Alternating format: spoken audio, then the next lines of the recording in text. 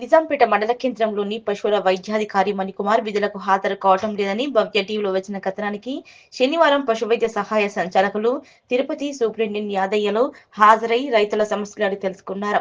Veterinary డాక్టర్పై చర్యలు తీసుకోవాలని రైతులు కోరగా రైతులు ఇచ్చినటువంటి నివేదికను ఉన్నత అధికారులకు అందజేసి రైతుల సమస్యలను పరిష్కరిస్తామన్నారు. ఈ కార్యక్రమంలో గ్రామ సర్పంచ్ ఎల్మేటి నరేందర్, తిరుపతి రెడ్డి, రాజిరెడ్డి, యాదగిరి, తానే శ్రీకాంత్, శ్రీశైలం, ఉపేందర్ రైతులు పాల్గొన్నారు. కేసిన వాళ్ళ జీవితం నాశనం చేస్తారు. మీ జీవితం మనవాడాలి, నా పడవాడాలి. మీరు చేయకపోతే ఇంకా కూడా కలెక్టర్ కాదు సీఎం ఇవ్వాలని నేను పోయగలుగుతా డైరెక్ట్. ఇది అంజనేయ దేశం వచ్చింది కొత్త మండలమైంది.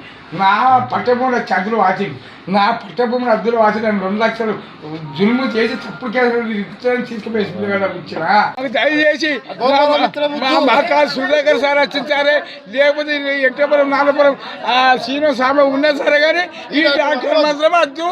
ఇంకోటి మద్దతు ఇచ్చి మమ్మల్ని లైసెన్స్ చేస్తుండు డాక్టరు. మాకెక్కడికని ఇదే ఈ ఎట్టపురం నాగపురం ఆయన కావాలి, ఏ డాక్టర్ లేకుండా సరే చూడద్దు. మొత్తానికి ఈ డాక్టర్ రేపటి నుంచి వస్తే కూడా వాడు చస్తున్నాం, మేము చేస్తామా కానీ వాడు మాత్రం వద్దు.